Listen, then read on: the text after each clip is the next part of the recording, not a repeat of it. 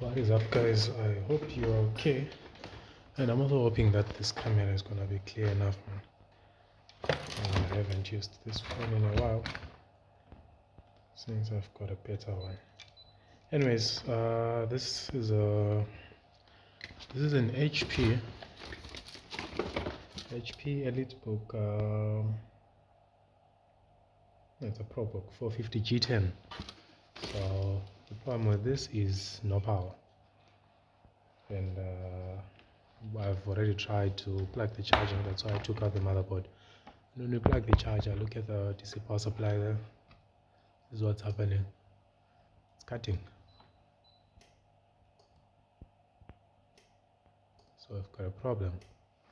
I've got a short circuit somewhere on the motherboard. So let's not waste time. Let's try and figure out where the short circuit is coming from. So what I'll do is I will take off the heatsink here. Try and create enough space for me to work on, because this side, let me take off the fan as well. On this side there isn't much activity. There is some components, but there isn't a lot of activity happening here. Our issue most likely has to be this side. If you do look at this guy over here, you can see it's kind of oily around it. It's like someone did change this guy before. But anyways, let's hope that is not our problem. I'm looking underneath this plastic here.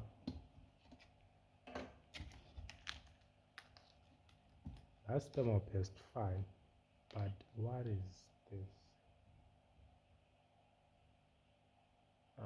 Looks like it did spill over. Let me zoom in closer.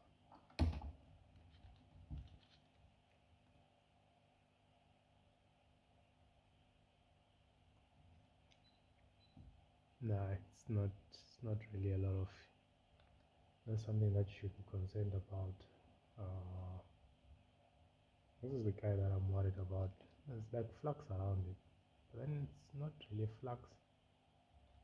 You can see it's got a little glow to it. It's like some liquid. Perhaps it's underfill. Anyways, I'm gonna take the network card off, because from the charging port I can see that our power is flowing somewhat underneath the network card. Yeah, so it is. This is our charging port right over here.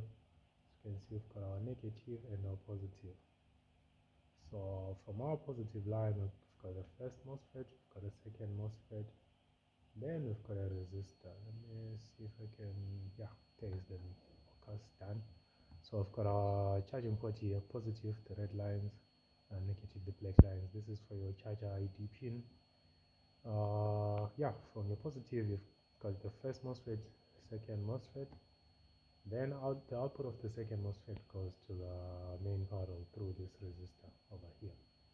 So let's see where our issue is. If our issue is coming from the main power rail, or if our issue is coming from the two inrush MOSFETs. It should be one of those two. So let us figure that out. I've got multimeter in beep mode over here. Right, so the first place I'll check is the main power rail, and we do have a short circuit on the main power rail. So I'm not going to worry myself about these two MOSFETs, because we have a short circuit on the main power rail, which means this is where we're going to inject our voltage. So let's do that. Let's inject voltage. We're going to fire up the short killer, as you know.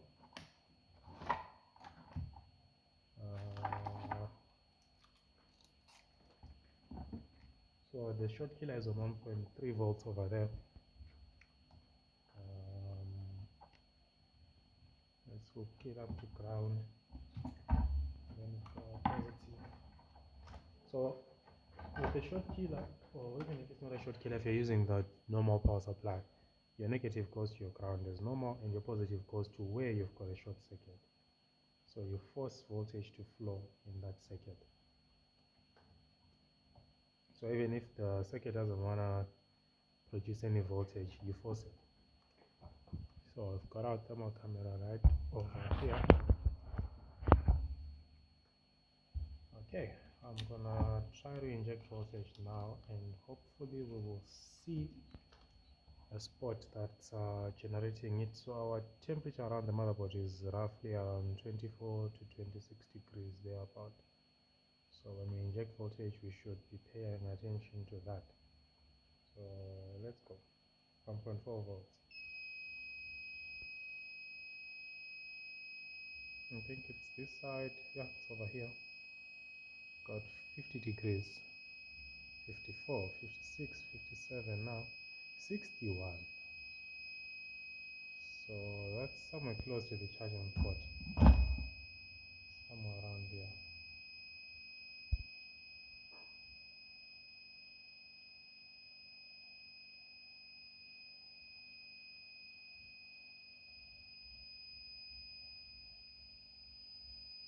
It's actually making it feel like it's one of those notches, but then it's here.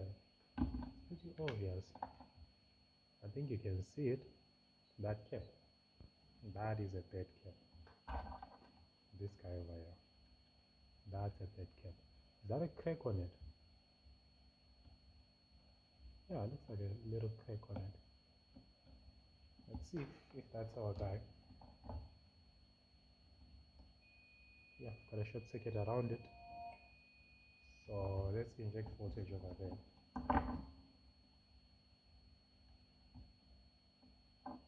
So I'm not so sure which side is positive, but I think it's this side. I'm gonna apply flux over it, just like that.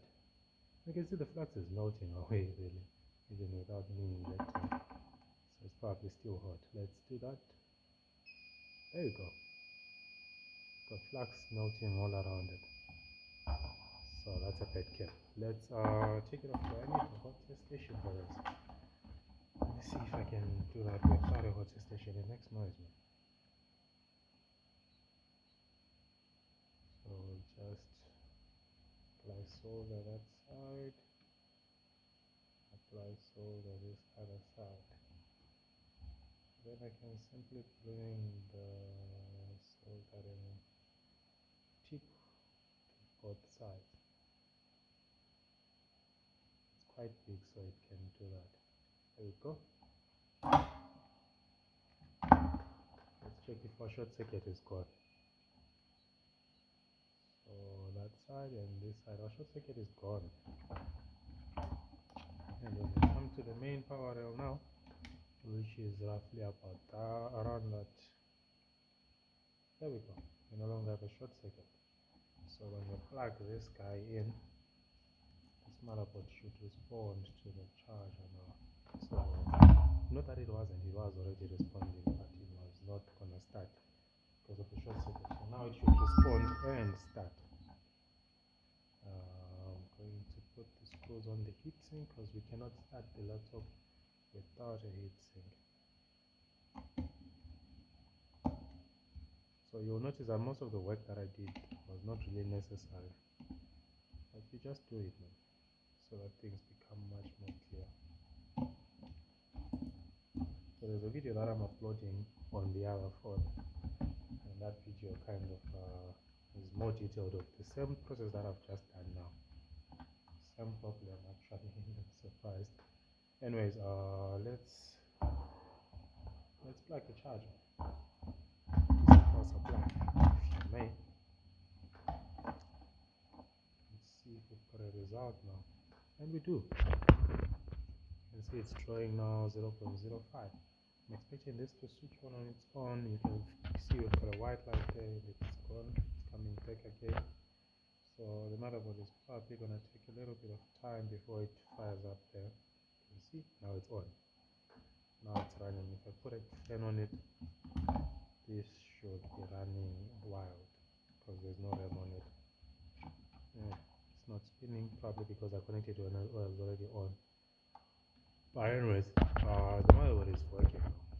So what we can do is we can put it back in the chassis, test it out, see if it displays as well. So I'm gonna give the video a little pause. You can see now the fan is spinning. The motherboard is on, it's fixed. So gonna put in the RAM.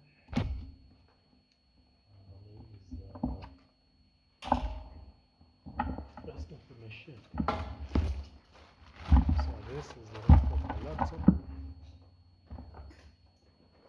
I don't think we still need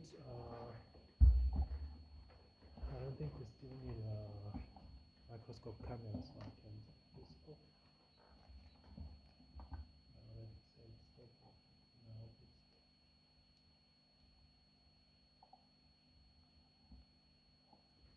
Yeah, stop. So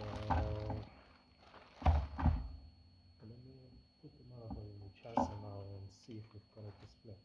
I'm gonna pause the video quickly just to set things up before I continue. Okay, got the S6 plugged in, SSD, keyboard, triplet, all that nice stuff. Only the network cards are not there. So I'm gonna plug in the battery as well because I need to see if the laptop charges. So if the battery is charged, this laptop should switch on. It is actually, you can see there's a light there. So it wasn't switching on because there was a short circuit on the main power door. But now the short circuit has been resolved, so this should be able to start now.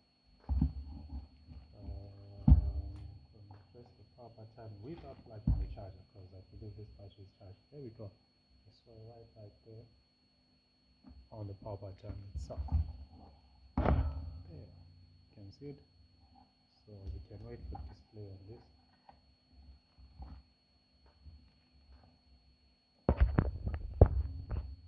And then eventually we'll plug the charger. And there we go. HP Wolf Security. That's sorted out. You can hear the fan spin down there. Post error system time. Remember, taking the CMOS out, so this is very common. And this person live. You can see they even put a sticker with all the shortcuts.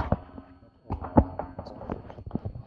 So you've got Control A, select all, Control B, bold, Control I, italic, undo, redo, whatever. And for Microsoft Word, for Excel. This is nice. This is really nice. Anyways, the machine is even loading menus, so I'm gonna close the part because we don't need to see the customer's information. I believe this is a company. So yeah, this is fixed, guys. I hope you learned something. I will be seeing you in another video. Thanks for watching and goodbye. Oh yeah, I forgot to check the charging on this machine, so let's plug the charger and observe on the power supply how much current we're drawing. 1.62 amps. So this is charging 5. This is definitely charging 5. I'm gonna